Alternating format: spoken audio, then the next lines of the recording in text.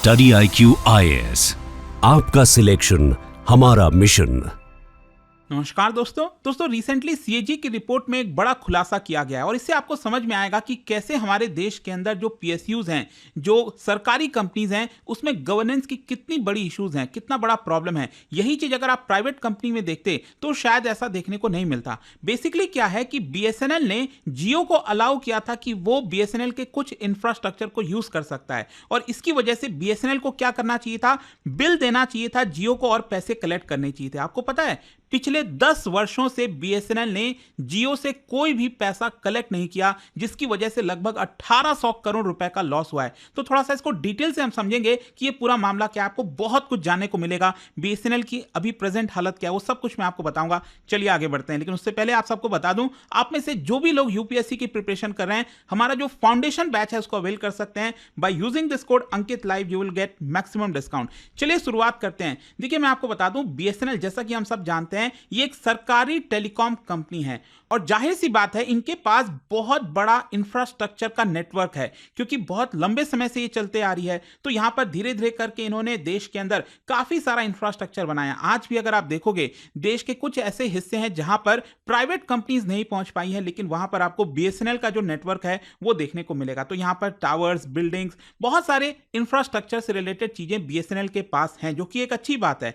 लेकिन क्या हुआ था कि रिलायंस जियो की एंट्री होती है 2016 में, और रिलायंस जियो, ध्यान रखिएगा, ये एक प्राइवेट टेलीकॉम कंपनी है, मुकेश अंबानी की कंपनी है। तो यहां पर रिलायंस जियो ने जब अपना टेलीकॉम का बिजनेस स्टार्ट किया तो उसके पहले उन्होंने क्या किया था, बीएसएनएल के साथ एक एग्रीमेंट किया था ताकि बीएसएनएल के जो इंफ्रास्ट्रक्चर है उसका इस्तेमाल रिलायंस जियो कर सके। इसमें कोई दिक्कत नहीं है, यहां पर इस तरह की चीजें होती रहती हैं। तो यहां पर ऑब्वियस सी बात है, अगर रिलायंस जियो बीएसएनएल के इंफ्रास्ट्रक्चर का इस्तेमाल कर रहा है तो यहां पर बीएसएनएल को पैसे लेने चाहिए था जियो से, जो कि पैसा नहीं लिया गया है। और मैं आपको बता दूं, 2014 में आप देख सकते हो, मई 2014 में एक पैसिव इंफ्रास्ट्रक्चर शेयरिंग एग्रीमेंट ये किया गया था रिलायंस जियो और बीएसएनएल के बीच में। एंड बेसिकली इस एग्रीमेंट को कहा जाता है एमएसए, मास्टर सर्विस एग्रीमेंट, जिसके तहत बीएसएनएल अपना जो इंफ्रास्ट्रक्चर है, जैसे कि telecom towers, building space, power supply, ducts and cable routes, ये सारी चीजें जियो को दे रहा था कि आप हमारे इंफ्रास्ट्रक्चर को इस्तेमाल कर लीजिए, और इसके बदले में जियो को जो है कुछ पेमेंट करना था बीएसएनएल को। और इसमें कोई गलत नहीं है, लेट मी टेल यू, इस तरह की चीजें होती हैं। जो एक कॉमन इंफ्रास्ट्रक्चर है ना, मान लो बीएसएनएल के पास ज्यादा इंफ्रास्ट्रक्चर बना हुआ है, तो ऑब्वियस सी बात है बीएसएनएल वो चीज दूसरे को प्रोवाइड कर दे और उससे पैसे भी कमा लेगी। तो इस तरह की चीजें होती रहती हैं। लेकिन यहां पर प्रॉब्लम क्या हुआ है, प्रॉब्लम यह हुआ है कि बीएसएनएल को बिल देना चाहिए था हर महीने या फिर क्वार्टरली या फिर सालाना, जो भी एग्रीमेंट था वो बिल बनाकर जियो को देना चाहिए था कि आपका ये पैसा बना, आप हमें ये पैसा दीजिए। लेकिन पता है बीएसएनएल ने वो बिल दिया ही नहीं, जो इनवॉइस जनरेट करनी चाहिए थी वो दिया ही नहीं, जिसकी वजह से आप देख सकते हो 1757 करोड़ का लॉस बीएसएनएल को हुआ है। और ये पिछले 10 वर्षों से चल रहा था, ऐसा नहीं है कि गलती से 1-2 साल हुआ होगा और यहां पर नई चीजें हुई। पिछले 10 साल से ये चीजें यहां पर चल रही थी, और ये सब कुछ सीएजी ने अपने रिसेंटली रिपोर्ट में बताया है। और सीएजी ने यहां पर कहा है कि ये पूरी तरह से इंटरनल मिसमैनेजमेंट है। मतलब सीएजी ये कह रही है कि जो बीएसएनएल है उसने प्रॉपर बिलिंग रिकॉर्ड नहीं रखा, और आज भी पता नहीं है कि एग्जैक्टली कितना अमाउंट होना चाहिए था। ये तो क्या है कि अंदाजे से लगाया जाता है, और सीएजी ने अपनी रिपोर्ट में अंदाजे से बताया है कि 1757 करोड़ रुपए, हो सकता है इससे थोड़ा सा कम हो सकता है, ये 2000 करोड़ से ज्यादा हो, डिपेंड करता है, क्योंकि बीएसएनएल ने वो रिकॉर्ड ही मेंटेन नहीं किया कि उसको कितना पैसा लेना था जियो से। तो एक तो सबसे बड़ी प्रॉब्लम यही हुई है, सीएजी ने अपने रिपोर्ट के अंदर बताया है। और फिर देखिए यहां पर दूसरी एक और चीज है, बेसिकली बीएसएनएल और जियो के बीच में ये जो एग्रीमेंट हुआ था, मास्टर सर्विस एग्रीमेंट, इसमें यह भी बोला गया था कि आगे चलकर अगर जियो एडिशनल टेक्नोलॉजी लगाता है बीएसएनएल के इंफ्रास्ट्रक्चर पर, जैसे कि आपको पता है यहां पर 4G, फिर उसके बाद LTE, 5G, ये सारी टेक्नोलॉजीज जियो ने अडॉप्ट की थी। तो अगर जियो ऐसा करता है तो एडिशनल फीस देना होगा बीएसएनएल को। यहां पर मतलब जियो जो है एक्स्ट्रा पैसा देगा बीएसएनएल को। तो वो भी चार्जेस बीएसएनएल ने नहीं लगाए, मतलब इनवॉइस जनरेट नहीं किया, ये एक्स्ट्रा चार्जेस जो लगाने चाहिए थे वो भी नहीं किया। मतलब कहीं ना कहीं जो पूरा एग्रीमेंट हुआ था 2014 में उसका वॉयलेशन किया गया है। सिर्फ यही नहीं, एक और चीज मैं आपको बताता हूं क्या होता है। जैसे मान लो आप कहीं रेंट पर रह रहे हो और आपको पता है जो मकान मालिक है हर साल रेंट बढ़ाता है 10%, 5%, डिपेंड करता है कितना रेंट बढ़ता है, लेकिन आपको पता है इन्फ्लेशन होता है तो रेंट भी उसी हिसाब से बढ़ता रहता है। तो उसी प्रकार से इस वाले केस में भी जो बीएसएनएल को चार्ज करना चाहिए था, मान लो अगर वो 100 रुपए चार्ज कर रहा था पिछले साल, तो अब हो सकता है इसमें 10% बढ़ा दे, अब ये 110 रुपए चार्ज करना चाहिए था, तो वो भी यहां पर नहीं किया गया है, जिसकी वजह से बताया जा रहा है कि यहां पर भी 29 करोड़ रुपीस का लॉस बीएसएनएल को देखना पड़ा है। तो ये सब कुछ हुई है। अच्छा, इसमें सीएजी ने एक और चीज बोला है कि एक और लॉस हुआ है लगभग 38 करोड़ का। ये दूसरा मैटर है। बेसिकली बीएसएनएल जो है वो दूसरे भी कई सारे जो टेलीकॉम इंफ्रास्ट्रक्चर प्रोवाइडर्स होते हैं, जैसे हमारे देश में इंडस टावर का कंपनी है, एक नाम सुना होगा आपने, तो वो टेलीकॉम इंफ्रास्ट्रक्चर प्रोवाइडर है, तो उनकी भी सर्विसेज बीएसएनएल देती है, तो उसको पेमेंट करना होता है, लेकिन उस पेमेंट में से कुछ पैसा कट कर लेना चाहिए ताकि वो डिपार्टमेंट ऑफ टेलीकॉम को वो पेमेंट कर सके, और इसकी वजह से लगभग 38 करोड़ का लॉस हुआ। खैर वो एक अलग मामला है, लेकिन ओवरऑल अगर आप लॉस देखोगे तो यहां पर क्लियरली आप देख सकते हैं रिलायंस जियो की वजह से 1757 करोड़ रुपए का लॉस, एस्केलेशन जो क्लॉज मैंने आपको बताया था उसकी वजह से 29 करोड़ का लॉस, और ये जो दूसरा वाला कंपनी से रिलेटेड पेमेंट है वो 38 करोड़ का लॉस, मतलब 1825 करोड़ रुपए का लॉस यहां पर सीएजी ने अपने रिपोर्ट के अंदर बताया। अच्छा, इसका इंप्लीकेशन क्या है? जाहिर सी बात है 1800 करोड़ रुपए बीएसएनएल ने कलेक्ट नहीं किया, वो भी एक रिचेस्ट प्राइवेट कंपनी से। ये एक बहुत बड़ी चिंता की बात है। यहां पर अकाउंटेबिलिटी का इशू आता है कि आखिरकार बीएसएनएल के अंदर जो फाइनेंस, लीगल, ऑपरेशन डिपार्टमेंट है वो कर क्या रही है, इसमें इतनी ज्यादा इनएफिशिएंसी कैसे है, इतना बड़ा नेग्लिजेंस कैसे कर सकते हैं। और ऑब्वियस सी चीज है, देखो यहां पर बीएसएनएल एक पब्लिक कंपनी है, एक गवर्नमेंट कंपनी है, और अगर इसको लॉस होता है मतलब टैक्स पेयर्स को लॉस हो रहा है, हमारा लॉस हो रहा है, राइट। और एक और इंपॉर्टेंट चीज यहां पर बनता है कि देखिए फायदा किसको मिला, एक प्राइवेट कंपनी को मिला, जियो को मिला।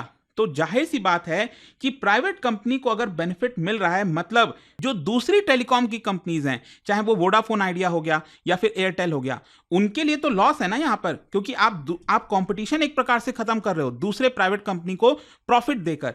और आपको एक और चीज समझना है, बीएसएनएल पैसा कलेक्ट नहीं कर रहा, और बीएसएनएल की हालत तो हम सब जानते हैं क्या है आज के डेट में। इनफैक्ट मैं आपको थोड़ा सा डिटेल में बताना चाहता हूं। बीएसएनएल का अगर आप हालत देखोगे, मैं आपको बताता हूं, 2009-10 से लेकर अभी तक हार्डली 1 या 2 साल छोड़ दीजिए तो हर साल बीएसएनएल को सिर्फ लॉस ही लॉस हुआ है। और जो प्रॉफिट भी हुआ है ना 1-2 साल, वो भी इसलिए हुआ था क्योंकि सरकार ने कुछ बेल आउट पैकेज निकाला था, बीएसएनएल ने अपना कुछ एसेट सेल किया था, उसकी वजह से हुआ था उनको कुछ प्रॉफिट। 2022-23 का फाइनेंशियल ईयर में आप देख सकते हो बीएसएनएल का लॉस 8000 करोड़ से भी ज्यादा का था। टोटल लॉस अभी तक अगर आप देखेंगे बीएसएनएल का तो 1.1 लाख करोड़ का आपको देखने को मिलेगा। और बीएसएनएल को इतना लॉस लगातार क्यों हो रहा है? जाहिर सी चीज है कि बीएसएनएल को कॉम्पिटिटिव होना चाहिए था। जिस प्रकार से प्राइवेट कंपनीज काम करते हैं, कुछ वैसा ही एफिशिएंसी बीएसएनएल को भी लाना चाहिए था। फॉर एग्जांपल 4G लाने में समय लग गया।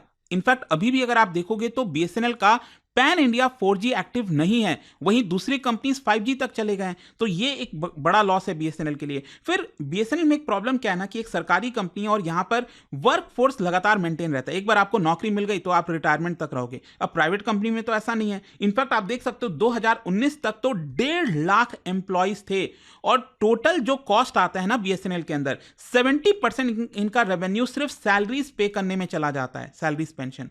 तो आप समझिए बाकी के प्राइवेट कंपनीज का जो सैलरी का खर्चा होता है ना वो हार्डली 5 से 15% होता है, वहीं बीएसएनएल अपना 70% रेवेन्यू सिर्फ सैलरीज पे करने में चला जाता है। इसी को देखते हुए 2019 में सरकार ने एक वॉलंटरी रिटायरमेंट स्कीम लॉन्च की थी, जिसके तहत 78,000 स्टाफ ने, जो एम्प्लॉय हैं, उन्होंने ये स्कीम को अडॉप्ट किया था। लेकिन उसके बावजूद भी आपको समझना है कि ये वर्कफोर्स रिड्यूस तो हुआ है, लेकिन अभी भी जो बर्डन है पेंशन का, सैलरीज का, वो बहुत ज्यादा है बीएसएनएल के ऊपर, इसलिए ये लगातार लॉस में रहती है। फिर इसके अलावा बीएसएनएल का इंफ्रास्ट्रक्चर भी क्या है, बहुत पुराना हो चुका है। पहले के इंफ्रास्ट्रक्चर बने हुए हैं, रूरल एरियाज में अभी भी कॉपर बेस्ड लाइन लगा हुआ है, जबकि आज के डेट में हमें पता है कि ऑप्टिक फाइबर नेटवर्क से पूरा बिछा हुआ है, लोग एफिशिएंसी की तरफ जा रहे हैं। फिर दूसरा क्या है कि बीएसएनएल का जो एवरेज रेवेन्यू पर यूजर है वो काफी कम है बाकी टेलीकॉम कंपनीज के मुकाबले।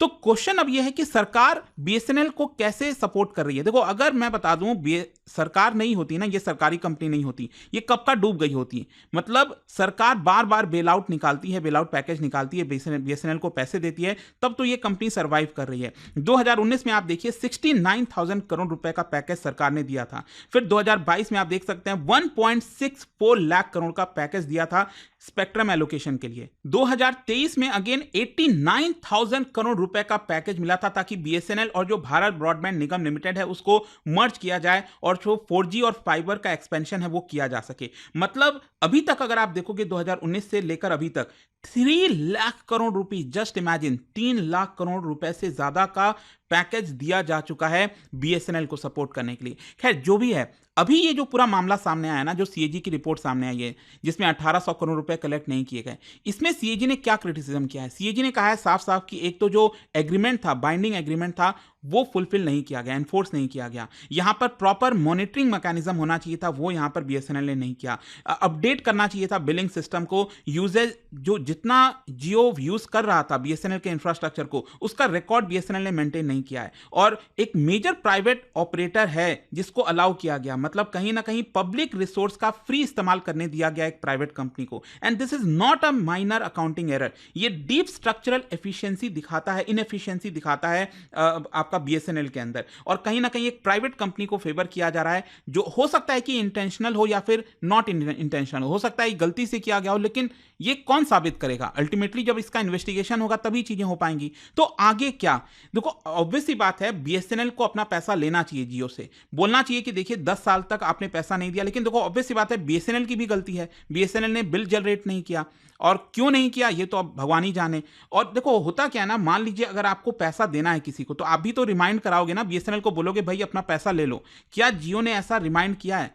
अगेन बहुत सारे सवाल खड़े होते हैं यहां पर। डिसिप्लिनरी एक्शन लेना चाहिए उन ऑफिशियल्स के खिलाफ जो इसको लेकर रिस्पॉन्सिबल थे। गवर्नमेंट और डिपार्टमेंट ऑफ जो टेलीकॉम है उनको प्रॉपर आगे से ऑडिट और कंप्लायंस रिफॉर्म्स लाना चाहिए बीएसएनएल के अंदर, और पार्लियामेंट स्टैंडिंग कमिटी हो सकता है इसको फर्दर इन्वेस्टिगेट करेगी। तो आई होप कि इस वीडियो के माध्यम से आपको एक एक चीजें डिटेल में समझ में आ गई होंगी। और जाने से पहले एक इंटरेस्टिंग क्वेश्चन, क्या बता सकते हो recently Airtel 5G plus technology launch किया गया था, एंड इसका प्राइमरी यूज क्या है, क्या बता सकते हैं? इन 4 ऑप्शन में से आपको बताना है। और इसका जो राइट आंसर है आप सब जानते हैं, मेरे इंस्टाग्राम पर तो मिलेगा ही, वहां पर अगर आप नहीं हो कोई बात नहीं, टेलीग्राम से ले सकते हैं इसका सही उत्तर। मैं कई सारे जो एमसीक्यूज हैं वो यहां पर स्टोरीज में डालता रहता हूं। और जैसा मैंने आपको बताया, अगर आप कोई भी कोर्स बैच लेते हो स्टडी IQ पर, you can use this code Ankit live to get maximum discount. Study IQ IAS, आपका सिलेक्शन हमारा मिशन।